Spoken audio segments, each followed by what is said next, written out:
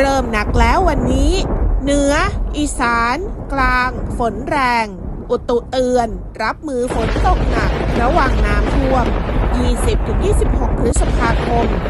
จับตาพายุก่อตัว2ฝั่งไทยฝนฟ้าอากาศพายุสวัสดีค่ะ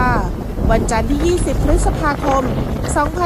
2567 คลิปนี้ขอพาทุกท่านติดตามเส้นทางของฝนที่จะเกิดขึ้นในวันนี้ถือเป็นวันแรกจากการ